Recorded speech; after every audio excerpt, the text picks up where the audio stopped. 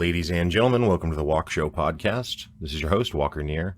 On today's show, we're joined by Stacie Johnson, who's the owner of IamStacie.com. Stacie is actually a life coach who really just wants to work with individuals and help them live better lives and kind of recognize their potential, whether that be, in a professional endeavor or just having a more enjoyable, social and personal life.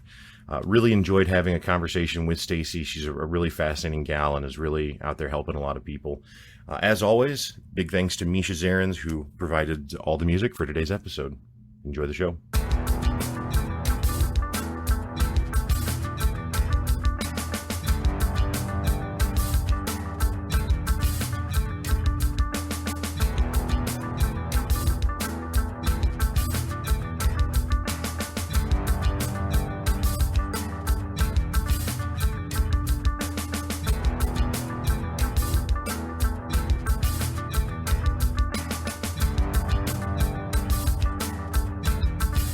Welcome to the Walkshow podcast. Stacie Johnson, thank you so much for joining. How you doing? Thank you for having me. I'm excited to be here. Yeah, for sure. So kind of as I was talking about in the intro a little bit, Stacie is a life coach and is the owner of IamStacie.com.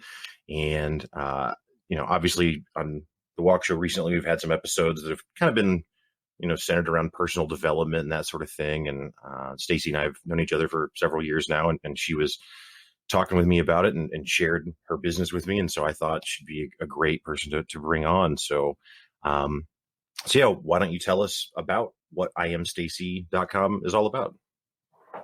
My mission is to help beings reach their full potential by seeing each person as a whole person.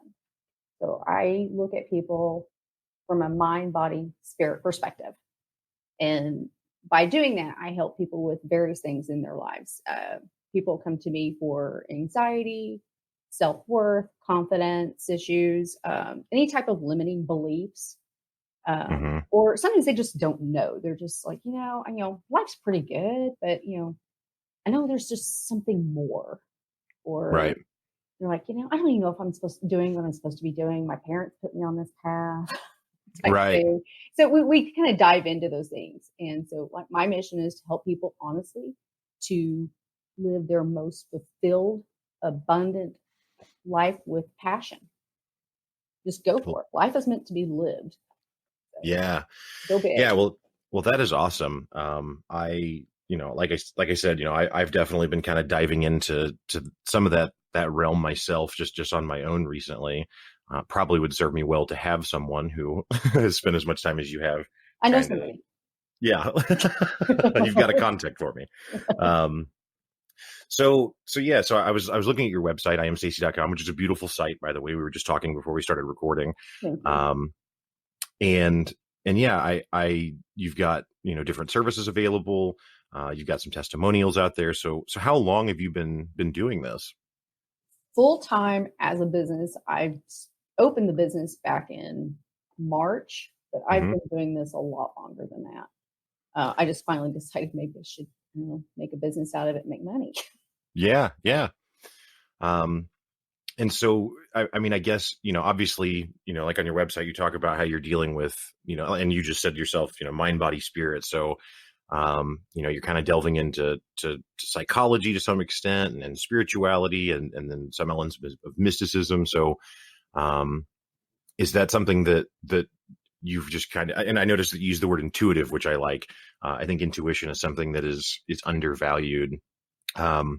Is that something that you've, have you gone to school for any of those areas, or have you had, I guess just kind of what's your background that brought you to offer, those services, or to be confident to offer those services to other people? Well, like I said, I've been doing this for years, it seems like, just not on a more structured or methodical level. And just kind of a little background how I got here is I suffered from anxiety for years. I mean, almost debilitating at points. And I finally got my own life coach. And I know there's a stigma around that to a certain degree, but I think that's slowly starting to go by the wayside. I mean, if you think about the society we have now, we're so plugged in all the time. So how could we not have anxiety about everything? So, Yeah. but I have not taken any medication or received anything like that for almost 2 years because of Awesome. the help I received. And through my coach, we were discussing some of the things that I value, some things that I've been through, and how I'd already been working with people. She's like, you really need to make this a business, Stacie. This is a natural progression for you. Hmm. I don't know why you're not doing it. And that's where those doubts come in. I was like, oh, I don't know. I haven't finished my college degree yet, even though I'm a student of psychology. Okay. That will be my bachelor's when I'm done. And I have a minor in business, but, and I have other certifications that I'm in the process of getting. But she's like, you don't have to have those. The fact that the life you have lived can tell stories to people, and those Hmm. experiences can really help them feel like they're not alone. They're Right. not the only one that's gone through this. And so respect to that though is that then okay, that means I have to be a little vulnerable. I have to let people see that other side that's not so pretty. Right. But the grand perspective of that is if it helps that one person achieve the most beautiful life they ever could have imagined, that brings me absolute pure joy. I mean, it could not Yeah. make me happier. So anytime a client they have that breakthrough, my heart just overflows with it. Yeah. I think that's really cool, and I think you're absolutely right that anxiety is something that plagues certainly our society and probably other other countries throughout the world as well, but certainly the U.S. I have people very close to me that suffer from I would say debilitating levels of anxiety, and yeah, it's something that's unfortunately it's just it seems like it's just kind of a cycle. It's almost like a pattern that people get caught in, and that it's just it's so hard to dig yourself out of that. It's like quicksand or something. Yeah, you get stuck in Um, your head. yeah, yeah, and and I love that you'd said that you've been able to not have any medication. Certainly I don't mean to come across like I'm shaming people who would take medication or something. Again, it's not like I'm a medical professional, so um, I don't mean it that way. But I do think that that the medications that are given for some of these conditions or some of these issues that people are trying to work through don't actually serve to really solve it as maybe as much kind of numb it, and maybe the numbing could help someone kind of kickstart or push off to get out of it. But as a final answer, I don't know. I've not personally encountered anyone who suffers from anxiety or depression or those kind of things and is able to rely on medication and not actually make any changes in their thoughts and behaviors and sort of things, and actually get better. That's absolutely So true. I mean, the medication to me, I look at it's like putting a band-aid on a broken arm. right. And there are people that I know are so much more worse than I ever was. Hmm. Um, but and if they need that, that's fine. But it became kind of I felt like it was a crutch to a point, and I'm like, this is not what life is about. I Hmm. shouldn't have to rely on that. And no matter what spiritual background you believe in or don't come, everything says you have that power inside of you. Okay. I mean, there's even scientific proof out there to show you that people have healed themselves Hmm. um, from polio. There's a guy, Dr. Erickson, I'm going to say his name wrong. He was a psychologist and he got polio as a kid. And through the use of his mind, he's came out of being paralytic. Wow. And so if my mind is that powerful and those things are inside me, then why can't I? I mean, these are things that they're psychological and they've turned into a chemical. So Right. with the right amount of right coaching. And I don't think that, and this is not to say life coaching is the end all be all. I think a lot of times it can work very well in conjunction with your medical personnel, whether it's your psychologist, your physician, whoever. I think these things can work very much hand in hand together to help that person create new patterns. Maybe they stay on their medication for a while, but for now they can, with a coach, they can learn new cognitive or behavioral patterns that they can change to Hmm. start helping them deal with that anxiety. Yeah, I'm reading a book right now called The Power of Habit. Have you ever come across that? No, I have not.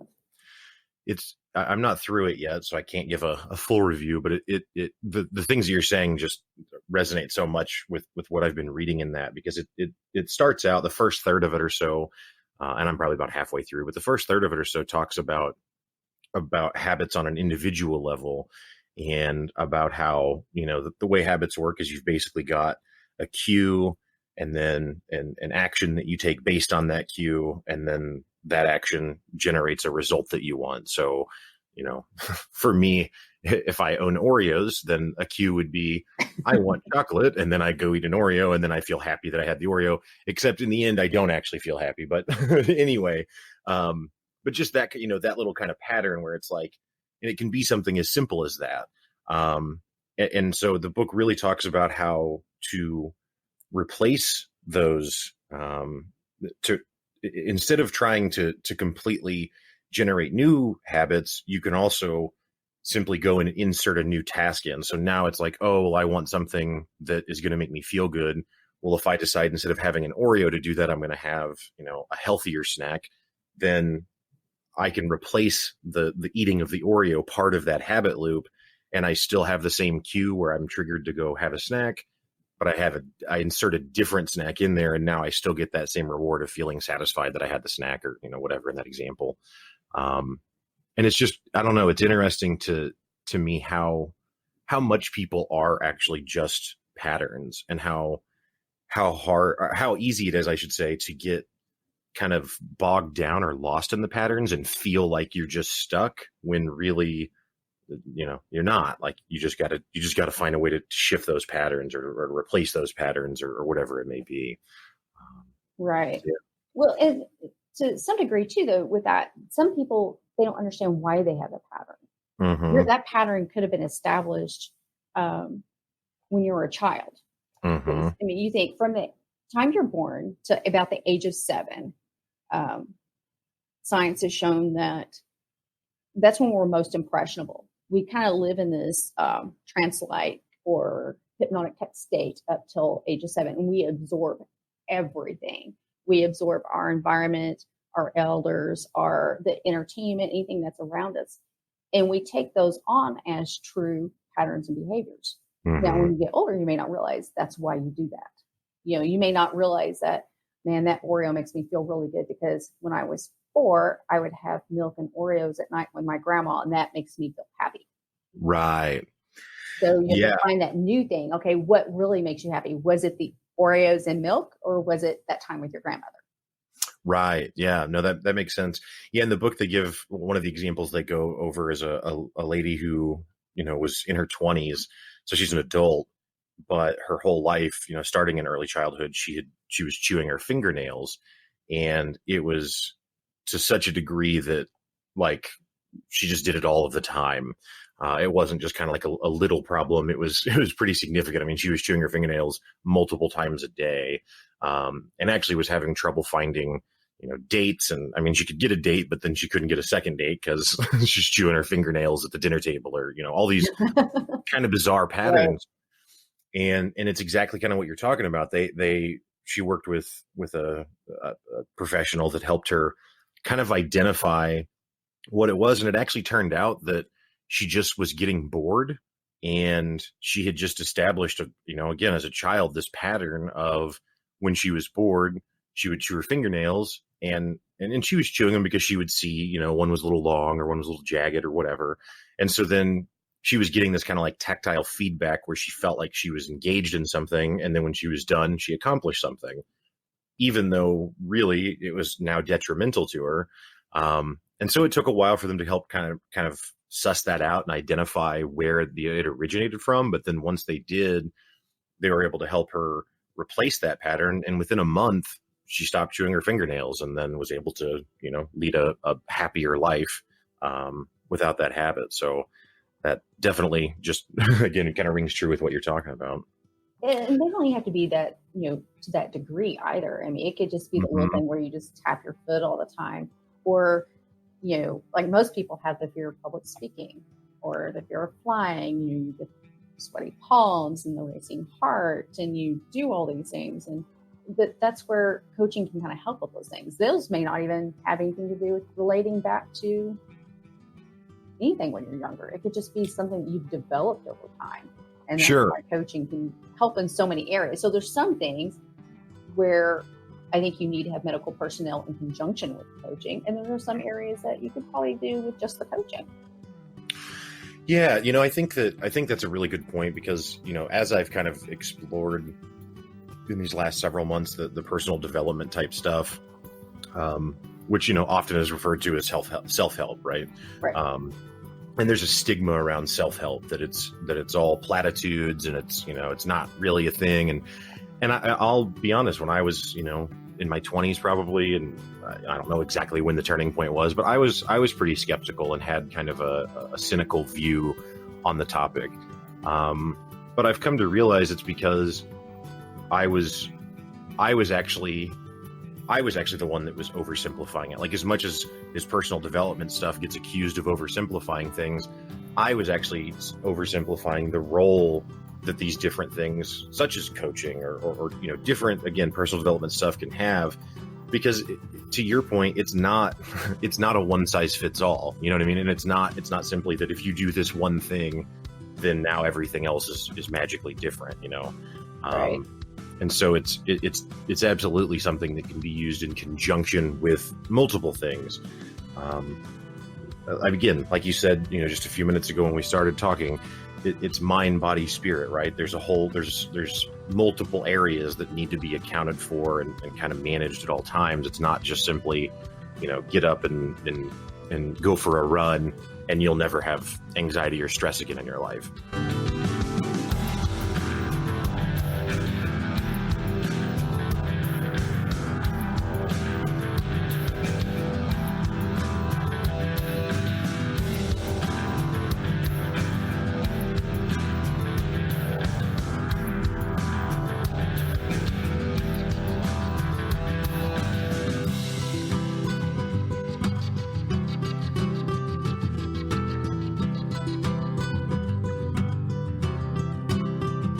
One gets out of balance, the rest affect. It's like, I've struggled with my weight, off and on as an adult.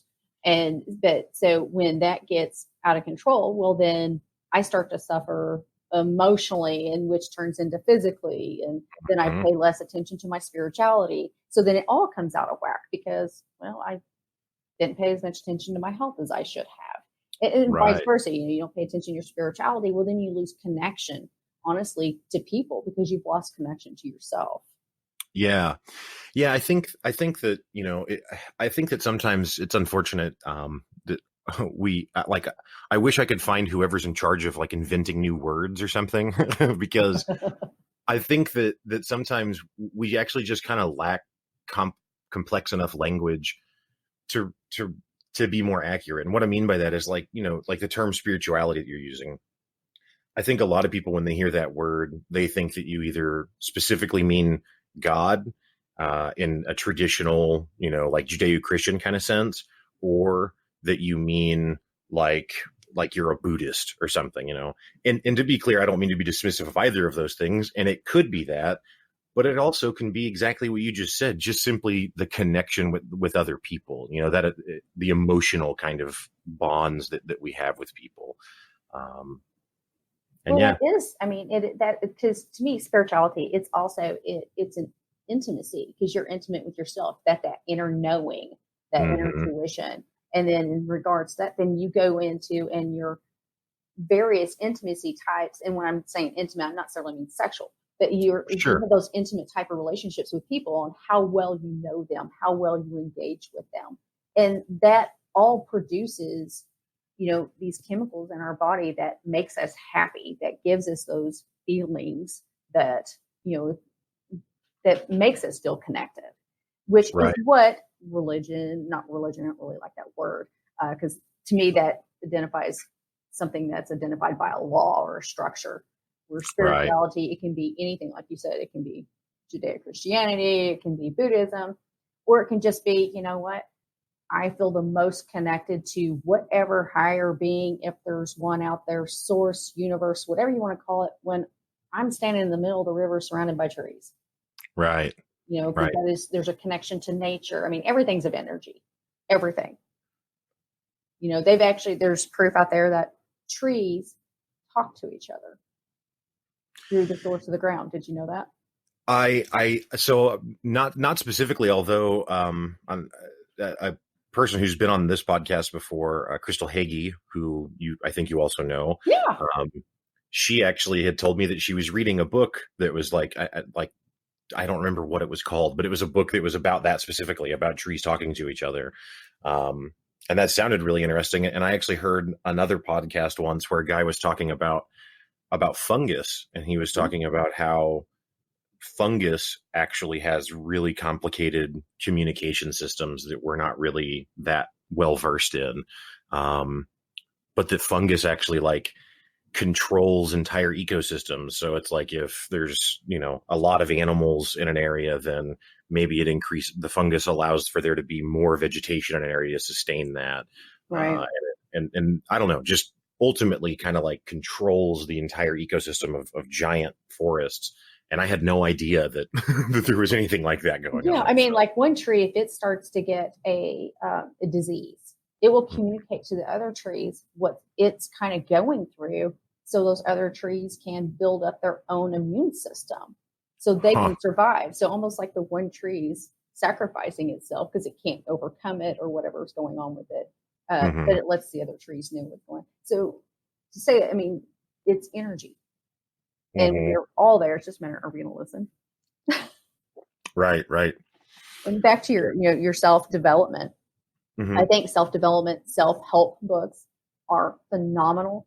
But I think where coaching picks up is where that leaves off is, like you said, it's not one size fits all. You can read that book all day long. I mean, I couldn't tell you how many self help books I had before I finally got a coach.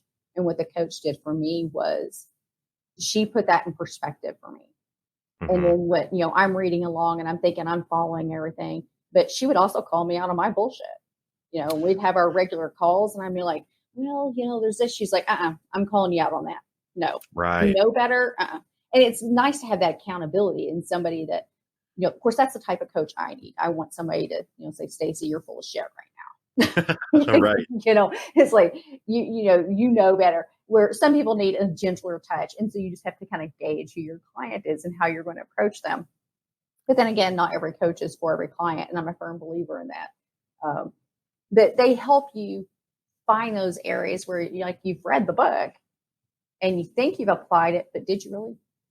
So they kind of Right. help you question that, or they even kind of help fill in those gaps. Because how many times have you just talked to your friend or somebody in the next cube or whatever, and you're just kind of talking through an idea, and then you're trying to get an answer, and you think you're going to get the answer from them, but through conversation with them, Mm-hmm. the answer came to you.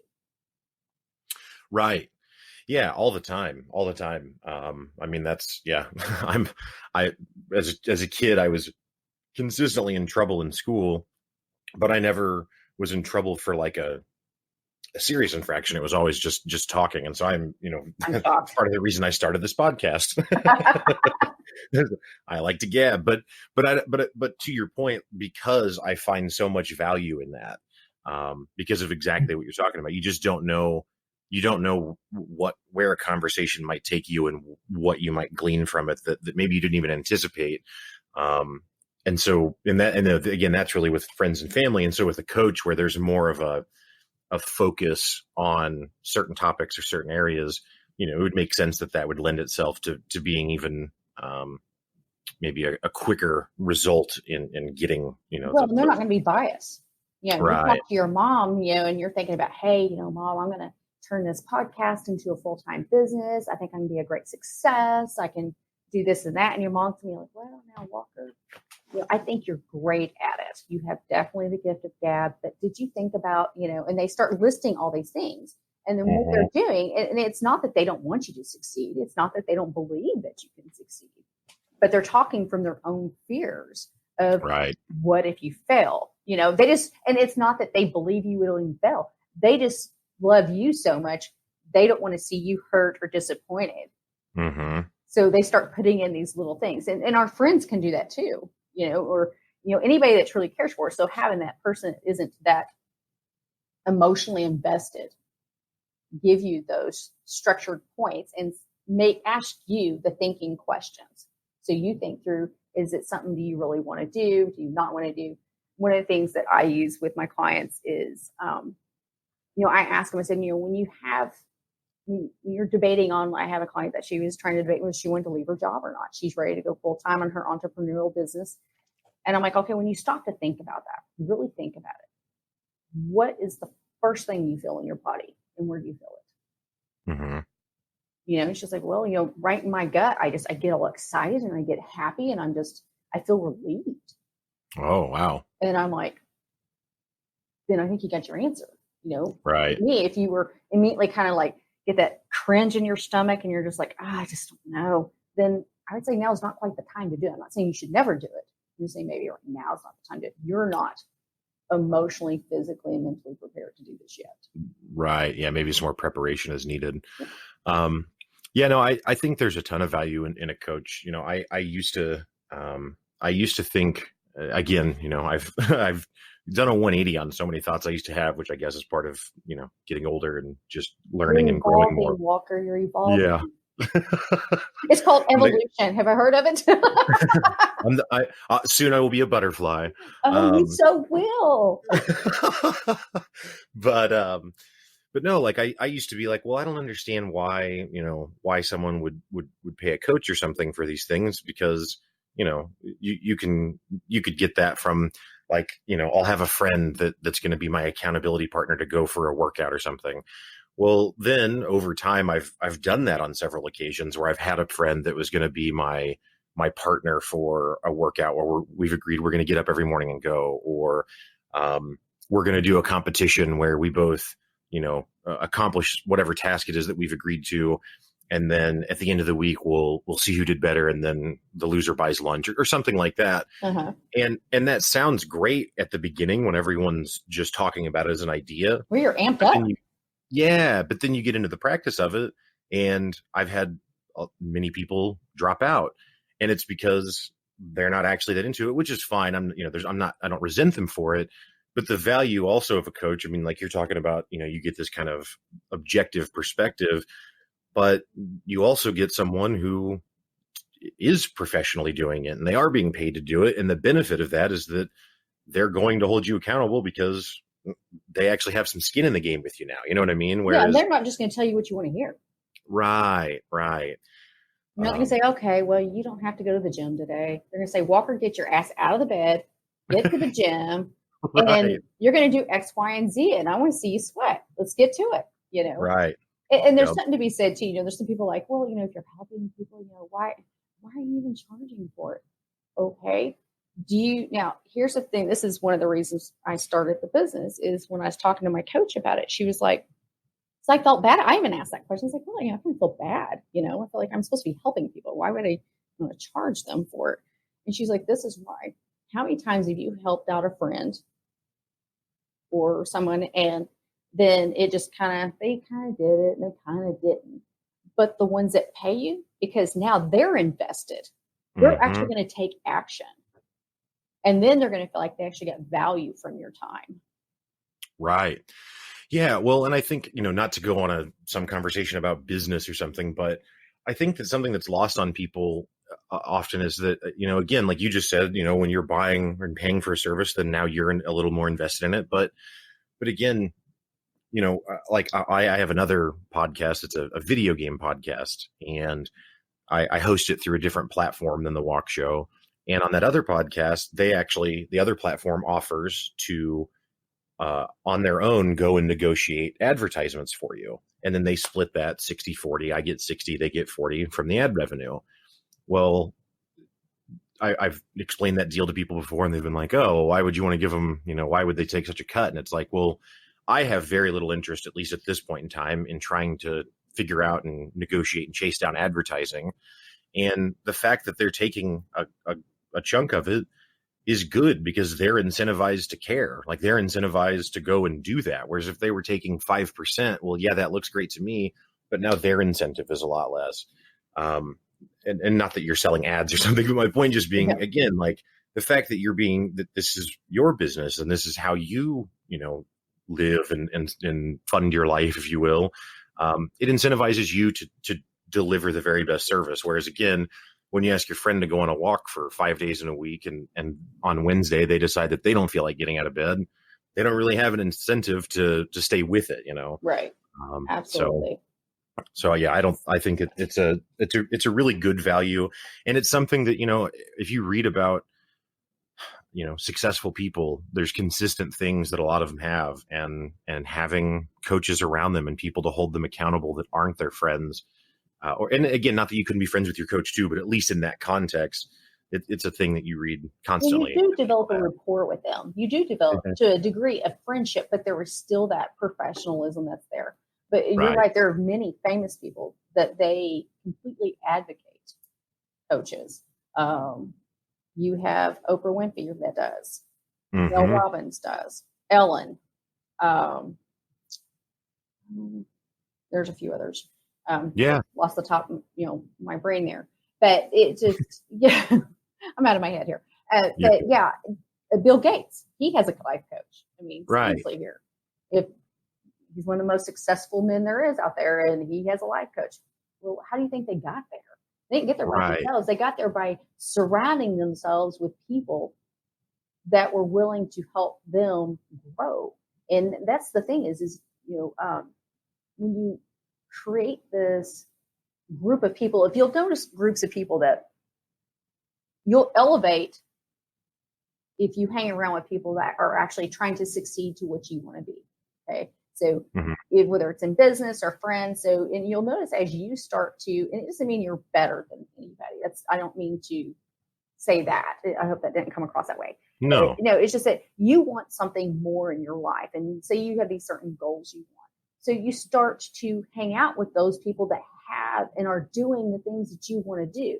And you do that because they will encourage you and they will guide you and kind of say, hey, this is what I did. Don't make this mistake. Do this. But if you continue to be around, and hang out, I'm just going to hang out on the weekends and drink my beer and do this and that. Well, not that that's not fun and all, but you're not going to get to your goals because those people, they're happy doing what they're doing. And that's great.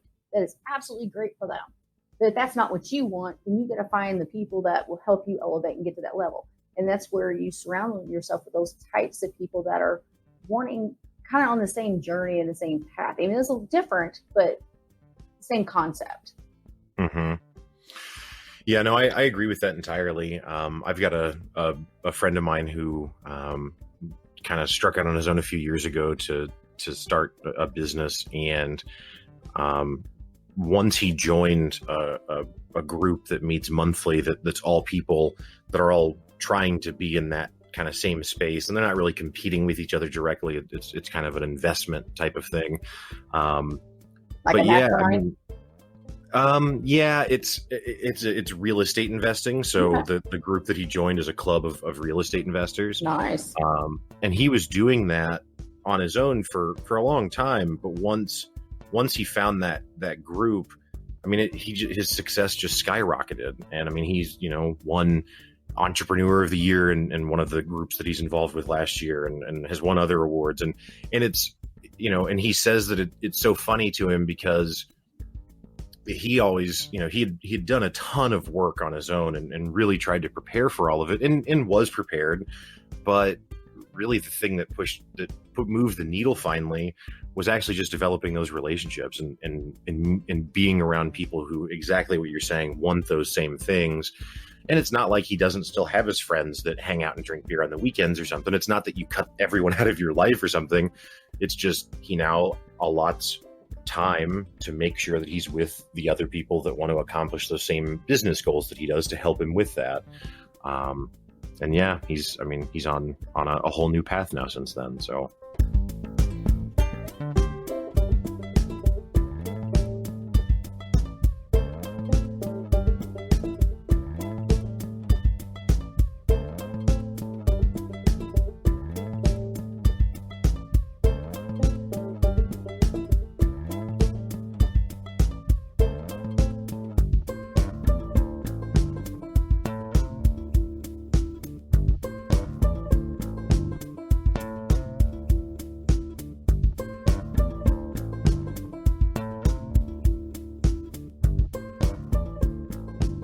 I mean, those groups of people are fascinating. I mean, there's things that I don't think I would have considered doing, like for this show, for one, to be honest with you, if it wasn't for my coach, because I would have been like, sure, I don't know. Are people going to think I'm weird? Okay, people that know me know I'm weird. It's okay. But I'm a fun weird, damn it.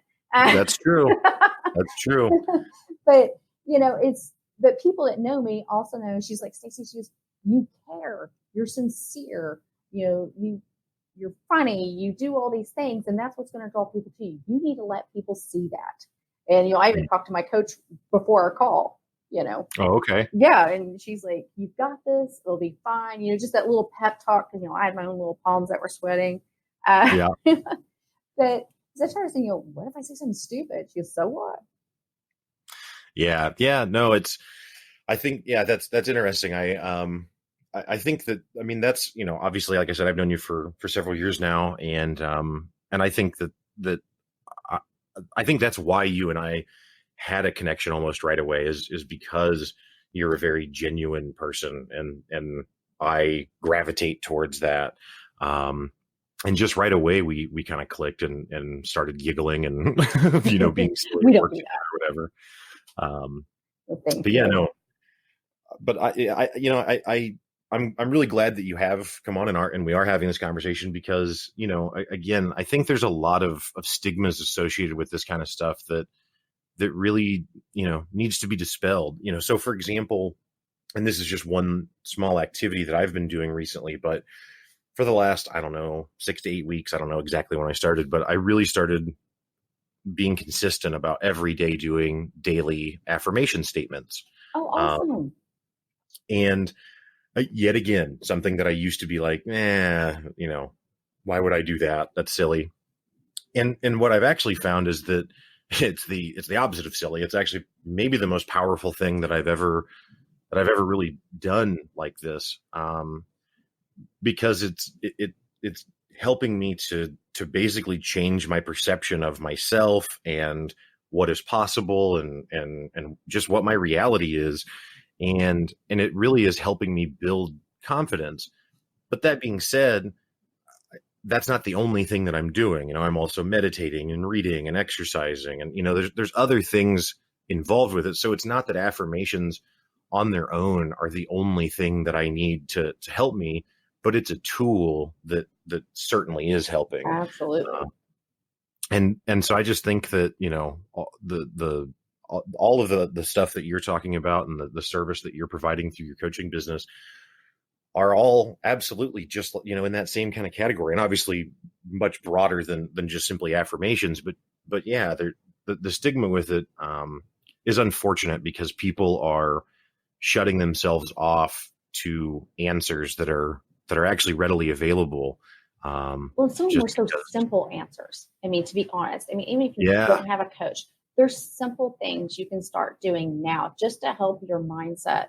I recently spoke I had to do a presentation for the Women's Equality Campaign for women at JJ. And I spoke about self-care. And the reason I did that is because people think, oh, well, I have to go spend a weekend at a spa. I don't have that kind of money or that kind of time. I got to run the kids here and there. Mm-hmm. They come up with all these reasons not to do things. And one of the questions I asked them is, are you important to your family? Are you important to your friends? Mm-hmm. Are you important to yourself? I'm straight, I care about myself. So why don't I take better care of myself? I take better care of my dog than I do myself. Right. Why is that?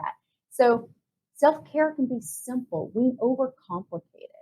And just, quick tips that I gave them was like, okay, before you get out of bed in the morning, first thing, before your feet hit the floor, take just a few deep breaths and just, say 3 things you're grateful for first thing in the morning. Just 3. Mm-hmm. Like, I'm glad I'm on this side of the dirt today. Or just seriously, you don't have to it don't have to be profound, like something bolt lightning came down through your head and just made it, magnificent. It can be simple. It can be, I'm glad I get to work from home today, or I'm glad I can smell the coffee. I'm so grateful for coffee, Mm-hmm. It can be simple. And then get up and do your normal routine. And that simple. I mean, for me, every day when I get up about an hour and a half earlier than I have to before I have to do my day job. And I do my grateful, recitations. What am I grateful for today? And I've actually started a new habit. I've started doing self-hypnosis first thing in the morning as well. Mm. And I'll touch on that in a second. But I get up and I do my normal, hygiene thing, go grab my coffee, I grab my journal, and I go straight to the front porch. I do not look at my phone other than to turn off the alarm for the first 30 minutes of the day, because it will just steal your day from you. Right. If you want, Mel Robbins actually has a video on how to win the day, and that's one of the things that she talks about. But so I take my journal, I go to the front porch, and I watch the sun come up. And I just, whatever I feel like writing that day, it may be profound, it may not, it just, whatever my thoughts are. It could be, okay, I'm feeling frantic this morning, so I'm going to write down everything I think I have to get done today. And then I look at the top 3 things that are truly must have to do, Mm-hmm. and that way it's out of my brain. I don't have to stress about it no more. And I can just sit there and enjoy my coffee. And what I found is when I'm ready to start my work for the day, I start with a better attitude. I'm grateful to come in here and go to work. I'm more positive about my work or about my day in general. And I feel like I provide better quality service to everybody I interact with because I chose to have a quiet routine. And those that don't have the ability to have a full 30 minutes, take 10 minutes. Just take your coffee, go sit on the porch, go sit somewhere quiet before the kids get up, before the spouse or partner gets up, whatever. Just take 10 minutes to yourself to just think about, okay, what am I grateful for today? Or do your affirmations. I'm a confident person, or, my affirmations that I do every day is I am happy, I am healthy, I am grateful, I am fit, and I am wealthy. That one's really important. Right. But I do this every day to remind myself, okay, I have goals, I have plans, I want to start my day on the right tone. Because as everybody knows, as soon as you turn on the TV and listen to the news or the radio, or you look at your Facebook news feed, it's crap. Right. It's crap everywhere. So why start your day with that? It's Right. already going to, hijack your day later, but give yourself the first 5 to 30 minutes of the day for you. And that's simple. Yeah. That's something simply, and it costs you nothing. Absolutely nothing. Right. Yeah. I shared about it on another episode a few weeks ago, but there's a book that I read called The Miracle Morning. And it's this guy who, basically kind of looked at a lot of different, best practice kind of routines that different people had, and then kind of tried to combine them into one routine. And so what he has 6 things, and he suggests doing each of the things for 10 minutes a day. So a total of an hour. But to your exact point, he also very explicitly says, if you don't have an hour, then do all 6 things for 1 minute, and take 6 minutes. It doesn't have to be a full hour, but it's doing the meditation or prayer. It doesn't have to be meditation, prayer. Basically, he actually refers to it as just a period of silence where you just kind of sit in silence and just reflect. Yeah. And then affirmations, visualizations, reading, exercising, and then journaling. And so I've really found that by trying to stick to the routine, which I've been a lot better about here in these last several weeks, I just feel a lot better. Like when I get through those 6 activities, and to be clear, I don't always do all of them right in a row. Sometimes I'll do a couple in the morning and then maybe a couple at lunch break or something and a couple after work, or just however, each day is different.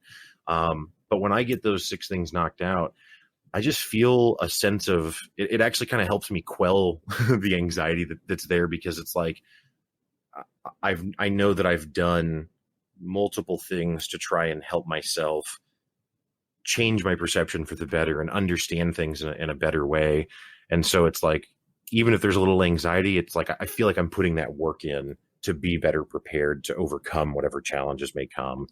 And I'm glad So you're I not think, putting the pressure on yourself to do all 6 at once. And I say it because most people, after a while, they think, oh, I'm going to journal today. No, it just Mhm. because you didn't do it first thing in the morning, it's not the big, or crap, I got to do it right before I go to bed. If you miss a day, it's okay. This is Yeah, here to help you develop. right. It doesn't matter if you miss a day. It's okay. It's not meant to be to pressure you into something. Right. Yeah. And well, and something that you were speaking about that I really like with journaling, that you were kind of talking about your morning routine where you're writing out your thoughts and things and how you kind of get it out. And that's something that I think people kind of undervalue in writing. The journal doesn't have to be, it doesn't have to start Dear Diary, and it doesn't have to be some super introspective thing. Like you said, it can be tasks that you need to accomplish for the day. But the really great thing about writing is that whenever you're thinking about something, just like we've been talking throughout the whole conversation about patterns and loops, whenever you think something, it's really easy to just think the same thing over and over again. And if that thing is a negative thing, then that can lead to anxiety pretty quickly. Um, but when you write something, and again, I'm speaking from my personal experience, whenever I write something down, I find that it actually helps me kind of move past it. I mean, not that it's overcome No, or because that I you don't got have it to out of your consider it. system. Yeah, well, it's like because I can think something 100 times in a row, I'm not going to write the same sentence like Bart Simpson on the chalkboard, 100 times in a row. Right. Um, and so it almost kind of forces your brain to like, you get it out and then it's like, okay, well, then what's next? Because you're not going to write the same thing over and over again. So then it almost forces you to kind of work towards some sort of conclusion, and maybe conclusion isn't the right word, but some sort of progress. And yeah, I think it's a really, really valuable thing that anyone can do. And for me, I was turned off by journaling for a long time because I thought I had to go buy a little notebook and write with a pen. And I frankly don't like writing with a pen. My handwriting is horrible. It's slow. It's not easy to read later. And so I do an online journal on my computer and I type it out, and I feel much more comfortable with that arrangement. And that works for me, and it doesn't, not everyone has to do that, of course, it's each their own. But I guess just what you were saying about how people think that it's this like pressure thing, and it's like, it doesn't have to be a No. certain way, And they don't even have to be eloquent. It don't have to. It could No. be random sentences. Something popped in Yeah. your head. Write it down. Yeah. I'm having a good day. This coffee smells fabulous. Just whatever pops in your head, or just sit there with the pen and paper in your lap while you just don't think or do anything. Just sit there for a minute Mm-hmm. and just, because then you'll start to realize you have this inner dialogue that creates itself. Yeah. Yeah. No, absolutely. And something else I found, with the affirmations, like I was talking about, that a buddy of mine helped me to kind of understand. When I was doing affirmations, a lot of the affirmations I was doing was like things that I aspire to. So like I want to lose weight, or I want to be wealthy, or whatever. And he was like, really when you do those, what you really want to do is just already be in the place where that's already true. And I was like, Absolutely. well, that feels disingenuous because, I haven't lost the weight that I wanted to yet, or I haven't, succeeded or accomplished whatever it is that I'm, aspiring to. And he was like, yeah, but there's this kind of philosophy of be, do, have, where to have something that you want, you have to do a thing to get that. But really, before all of that, you have to be that person first, because by being that person, that will enable you to do the thing, to have the thing that you want. And so when I changed that, like, so for now, for example, I changed from saying I want to lose weight, or I have a target weight that I'm trying to hit, to now I'm doing affirmations where I'm saying that I'm so proud of myself for being below my target weight, even though I'm not yet. Well, and the thing is, and you have a good point there, where it says it's disingenuine there. Mm-hmm. So you find what you just did that would resonate with you. You wouldn't feel like you were lying to yourself. Mm-hmm. And like one of the, I've been doing like I said, I've been doing a self-hypnosis, and what I've been doing is for weight loss. And and they call them hypno affirmations. And one of them is every day in every way, I am eating foods that nourish my body. Every day in every way. And then it's because now I'm doing these things. I'm taking care of myself. I am every day in every way. I'm working to be healthier and happier, or and you don't have to be just that, but because you're putting that positive spin on it, that you are taking actionable steps towards that goal that's going to happen. And because you're doing it now, then it's actually happening. Yeah, well, and something that I didn't realize until I'd had that conversation with my buddy was that whenever you project, or I'll say whenever I was projecting my affirmations to be something in the future, what I'm implicitly doing is I'm also reinforcing that it's not true now. Absolutely. So even though in my head I didn't think it was a negative statement, because I'm not saying something bad about myself, I'm not being mean to myself, but I'm implying that it's not true today and that it might be true later. And by instead changing it to something that's true now and today, I don't know. I've just found a tremendous power in that. It's helped me have a discipline and a consistency in different things that I want to do that I frankly just haven't had in the past. And it's come so much easier than it did before. I mean, it used to be if I tried to be consistent about, eating well or going and exercising or even just journaling and doing my affirmations, I was falling off the wagon pretty quick, and probably wouldn't even make it, 2 full weeks. And now I'm doing these things consistently, and I'm not sweating it at all, and again, not that I'm at the mountaintop or something already. And I don't mean that, but just simply like, it's just been really amazing to me, the power that those affirmations have once I learned that little tick to it, where it's like, no, make it true today. Right. And the thing about it being disingenuous, that premise is disingenuous, because the truth that I think that people don't consider often enough is that when you sit and tell yourself that things aren't going to work out, or that things are scary, or that things are too hard, those are just disingenuous statements. And again, I don't mean to apply that broadly to every situation. Certainly there are really challenging things out there, but my point just being that often we do have the strength to find a way and to overcome. And so by doing negative affirmations, which is what that effectively is when you constantly tell yourself that it's too much, those are also false. And so it's like, well, you were already willing to say something to yourself that wasn't actually accurate. So you may as well go for it in a positive direction. Well, it just goes to show you how powerful words are. Yeah. I mean, we've heard that your entire life, don't say things that are mean, because, words are powerful. They're very powerful. And the brain doesn't know the difference between a positive or a negative. It just knows it is. Just like you say you want to be out of debt.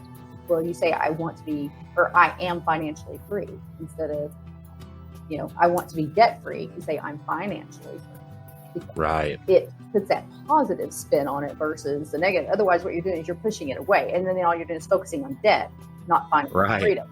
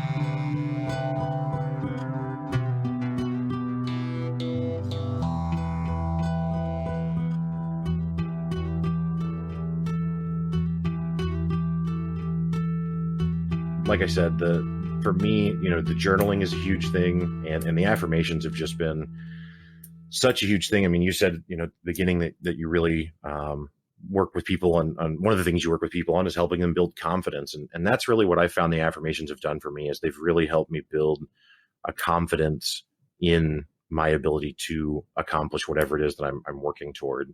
I think And that, that's great. yeah. And again, I don't mean that as a self-congratulatory statement at all, as much as just, No, not at all. I mean, it's like you can be confident in one area and not in others. I mean, that's right. just it. You mean like you're confident on your show, but are you confident if you were live with people? I don't know. Maybe, maybe not. I Uh, imagine you probably would be, knowing you. You know, it depends. It depends. But yeah, I mean, like, okay, no, like for me, example, I would not be as confident.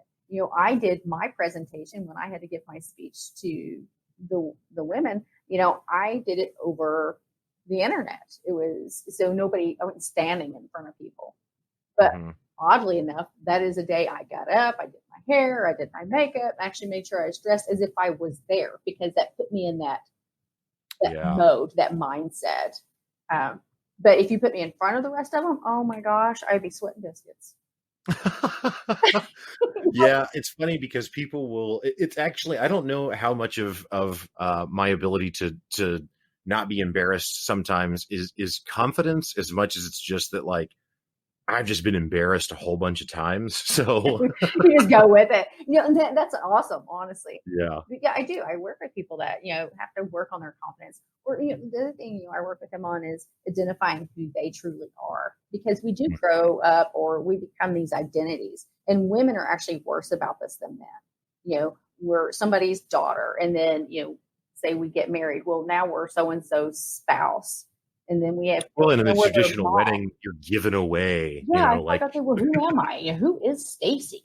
What is she really right. about? I'm actually a person that has a soul, and I have these personalities and these quirks, and I'm kind of goofy at times. I do the most horrible, lame invitation of a horrible wedding dance.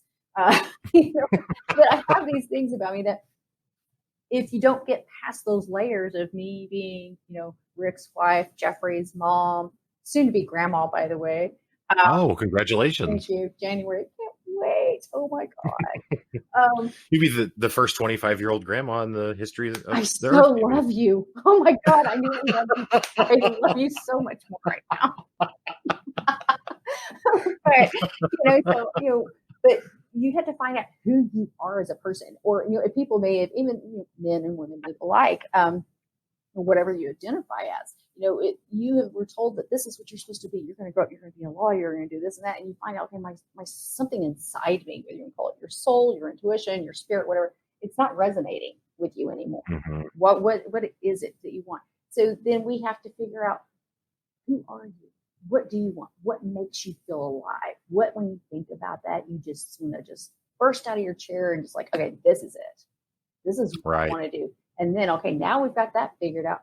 Let's figure out how to get you there. Let's set some actionable steps and get you there. And then when you start to go through those phases of, oh God, now I don't know, this is a little harder than I thought, then I'm there to kick you in the ass Right. and say, come on, you've got this. Yeah. You can do this. I'm not just going to be your cheerleader all the time.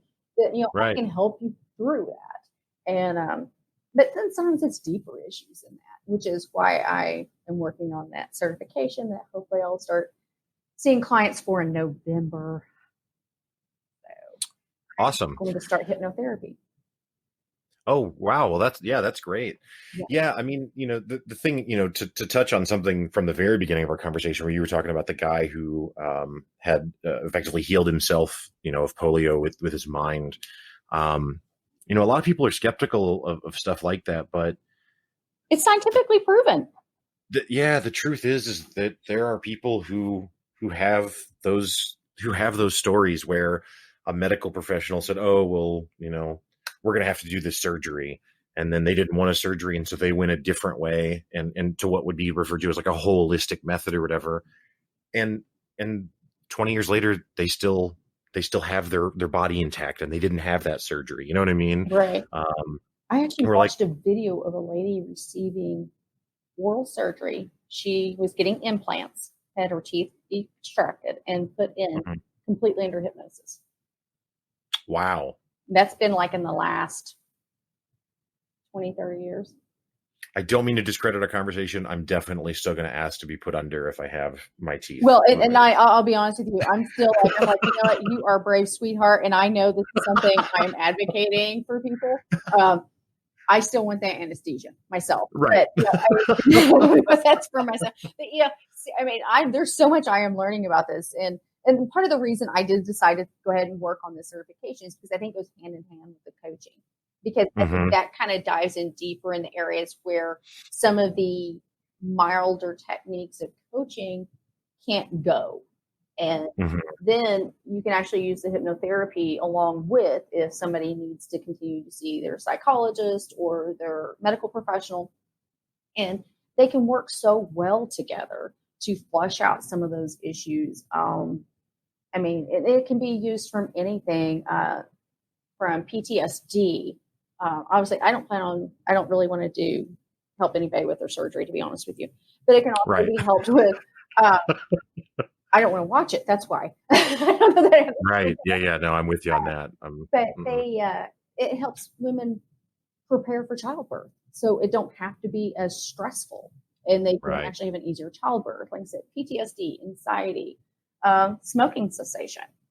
It can help with, weight loss because it dives into those inner dialogues that maybe we haven't dug into, because we try to, in our today's society, we try to go, okay, well, it's calories out. It's that simple. Well, no, there's chemistry involved too. There's hormones. There's all these other things. And there could be something in the subconscious, like your inner fat girl here that's trying to protect you because, our brain is built to protect us. So it tells us these things, whether it's why we're not losing weight or why we don't stop smoking. Well, that we're kind of used to this. What happens if you quit? What's going to happen to you? Or if you do want to go out on this entrepreneurial, journey. So your brain can even do that to you. And it comes from the subconscious. Well, then let's dive into that and figure out why it's there. And so I said, it kind of picks up where goes a little deeper from what the coaching can even do. And I'm like, this is such a great mechanism or tool. I call it the tool belt to help people in a more dynamic way and honestly in a more permanent way, because we can kind of backslide, because we're like, oh man, I just beat ourselves up in other areas because, well, we fell that one time and we didn't follow through on this action our coach gave us. And so this kind of actually said it takes it to that next level. And if I can do that, honestly, if I can make it to where, they say the average, the average you need is about 6 sessions. Some people can be done in one, honestly. But 6 to 12 sessions, depending upon what the issue is, then you pretty much can move on from that issue. And if I can make it to where my clients don't need me and that their life's fully fulfilled, then that makes me all the more happier. Right. Because that means they're having an excellent life because they no longer need me. Right. Yeah. That's the goal, That is the goal. So I'm not going to keep you here just because I want you to keep filling my pockets. Honestly, I like to get paid, but I genuinely want you to have this fantastic, beautiful life. Whatever that looks like for you. Not what I think it should look like, what you want it to look like. Yeah, something you just said, I think, is something that I really kind of encountered and dealt with in these last several months and really faced for the first time, which is that I have a long track record of starting on a path and then, and we'll say weight loss. That's something that's been a huge thing for me. No pun intended, for most of my adult life. And I'm with you. And it would be like, I talked about this on a few episodes ago, but it would be like, okay, I'm going to start eating better. And then 3 days in, some part of my brain shows up with brochures and pamphlets about why I should go get some donuts, and so I do. And then maybe even immediately after that, I feel really guilty about it. And that guilt to exactly what you're talking about, because you want to protect yourself. So in order to avoid feeling that way, I stopped doing whatever new thing I was going to do. Because if I'm not pursuing it, then I can't fail at it. Right. Right. And and then just feel horrible and feel like I'm this loser that can't accomplish stuff. And what I really had to deal with was I had to just face that, and I had to learn to really kind of forgive myself and just be like, look, sometimes you're going to slip. And I think that the way I always felt about it was when people talk about, oh, you'll make a mistake, or you won't do the thing you were supposed to. I always thought it would be because something external prevented you from it. But in my case, a lot of the times, if I don't do whatever it is that I thought I was going to do or set out to do, it's not because, I got hit by a car that day. It's because I consciously chose to do the wrong thing. And it's like, I have to face that and understand that doesn't mean that I have to quit. And it doesn't mean that I'm a failure. And it doesn't mean that I'm a loser. And I can get back, the cliche, get back on the horse or whatever. But it's like, I have to actually face that and deal with it, as opposed to trying to hide from it. So that's awesome. It sounds like the hypnosis stuff really kind of helps with that process. Yeah, it helps you keep from getting stuck in that cycle. Let me give you a statistic here. There was a study done, and it's in the American Health magazine, reported it. And I don't remember the date for the study, but psychoanalysis, so with a psychologist, created a 38% recovery after 600 sessions. 600 sessions. Wow. That's 2 years. That's if you went every day. Right, yeah. Behavioral therapy created a 72% recovery after 22 sessions. That's not too bad. A couple of years. Yeah. You went once a month. You could get through with behavioral therapy. Hypnotherapy created an extraordinary 93% recovery after 6 sessions. 6. So if you went once a week, 6 weeks, or you went once a month. So in 6 months, on average, you could have a 93% recovery of moving past those old habits. Yeah, that's tremendous. Or whatever it is that you're wanting to work on. Get over your fear of flying. And if you do deal with PTSD, and that PTSD can be from anybody, most people think it's just military. It's not. You have your fire department, your emergency room personnel, but then you also have people that had trauma, in their life at some point. They suffer from PTSD. But now, say if you take hypnotherapy with the 6-session, 93% recovery rate, and combine that with medical professionals, I mean, you have like a seriously win-win situation there. Right. Yeah.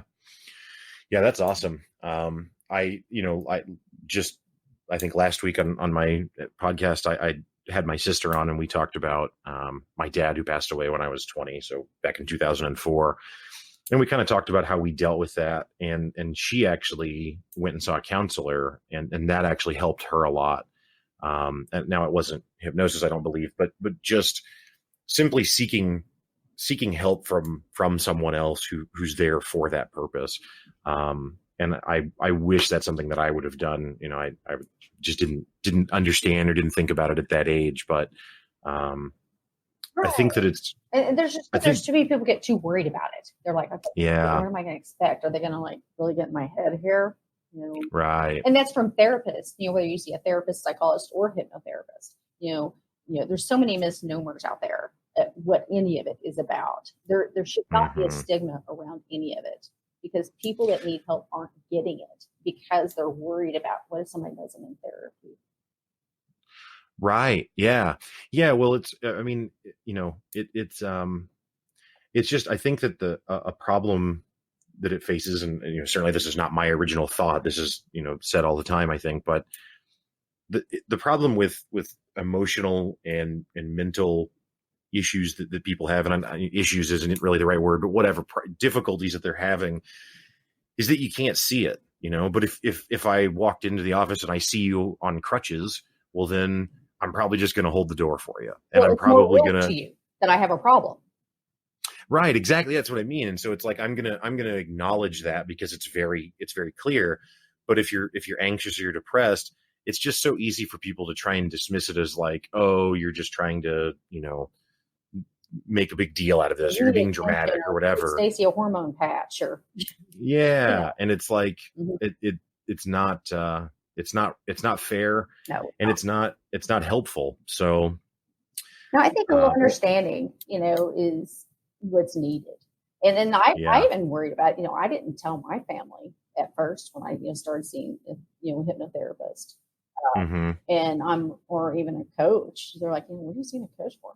Well, Dad, you don't have all the answers. I love you to death. But I mean, and Right. not that I don't go to him for a lot of things, but there's things Right. that, because like I went back to what I said earlier, is that he's too personally invested in my Right. well-being. And so they're like, well, what are you paying money for that for?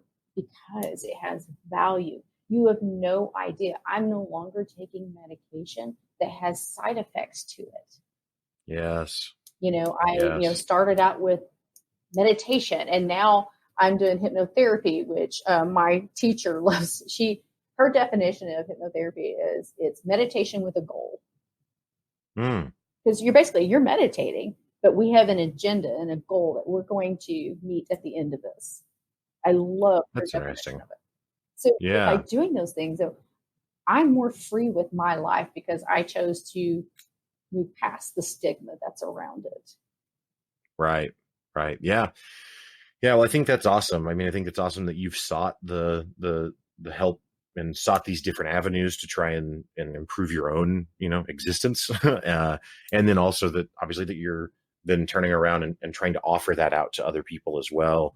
And help other people. And like you said, I mean, the satisfaction of just helping one person, is pretty significant. It is. Um, I mean, because I'm sitting there thinking, okay, no, this is how good I feel.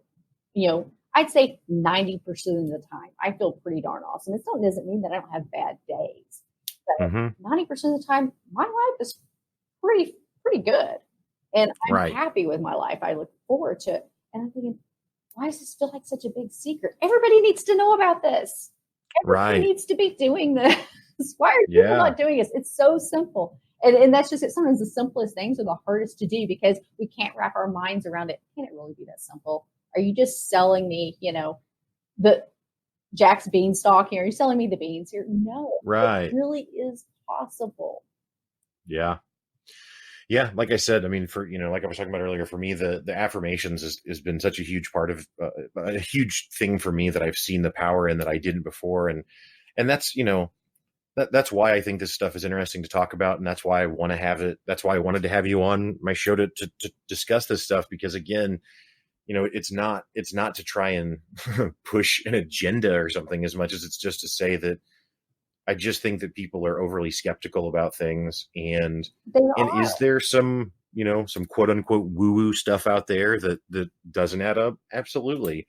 But that's true of all things. And just because there are certain people or certain, you know, um, programs, whatever you want to call it, that maybe don't add up, doesn't mean that's everything. It doesn't mean that there's not an answer, and that there aren't really, again, like you said, even scientifically backed methods for doing things and for getting better or for feeling better or for achieving your goals.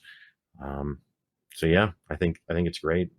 Yeah, I mean, like I said, that's the reason I have, I've been trying to do more on my Instagram, and then of course, I have a personal Facebook page, and then I have a private group on Facebook page called Living Out Loud with Stacie J, where I Awesome. try to have, where people can have conversations um, about these types of things among other groups. Doesn't mean I got to be the one answering everything, but if they want to have conversations, have the conversations with people that are asking the same questions.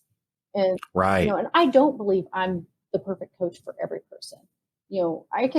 My personality can be a little hard to take sometimes. And I understand that. But but when you find that person that you mix with, I know lots of other coaches. I am happy to send you to them, because if I can get you on that path to get to where you want to go, by golly, I'll do it for you in a heartbeat. Right. Well, so yeah, so to kind of bring it back to your business and what you're offering, do you, obviously we're located in Missouri, but are you able to work with clients from anywhere, or do they need to be local, or I how does do that work? everything online. We usually chat either over Facebook Messenger or over Zoom, is where I usually chat. If Okay. they have a package with me, they have unlimited access with me through Boxer. They can message me anytime they want. So I keep in touch with my clients because I'll have them, they'll message me and be like, okay, I've got this going on today. And, it's, even though it's not our weekly session, I want them to know I'm here for them. But I've had clients in Canada, Florida, Oh, awesome. So all over. I was going to have a client in Ireland, but really that time difference is a big thing, kind of hard to work with. And we finally said, just find somebody in your local area. Right. Or at least, in that hemisphere. Right. But yeah, I say, I work with people anywhere. Like my coach is in Canada. Oh, okay. Awesome. So definitely sounds like available to anyone. Mm-hmm. And so the website is called IamStacie.com. Sounds like it's available for anyone. And then you've also you just listed off, Facebook and Instagram, and I'll make sure and throw those in the show notes for people to have access to those links. Stacie, I really appreciate you coming and joining me on the show today. I've had an absolute blast talking with you, and I hope we can do it again sometime. All that being said, thank you so much. I really appreciate this. Yeah, for sure. Did you have anything else that we hadn't covered that you wanted to jump into? No, I think we're good. I really appreciate your time. This has been so fun.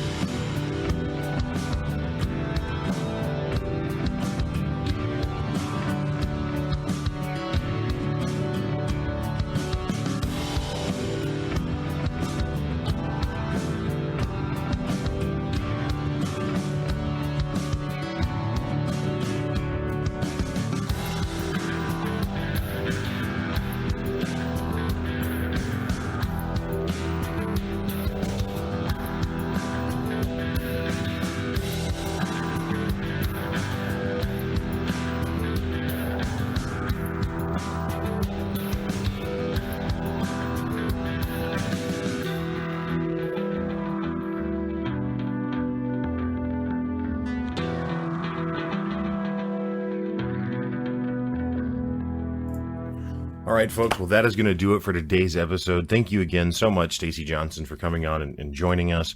Again, Stacie's website is IamStacie.com. You can find her on Instagram at STAJO14. And she's also got a Facebook.com/IamStacieJ. I'll have all those links in the show notes for you there as well.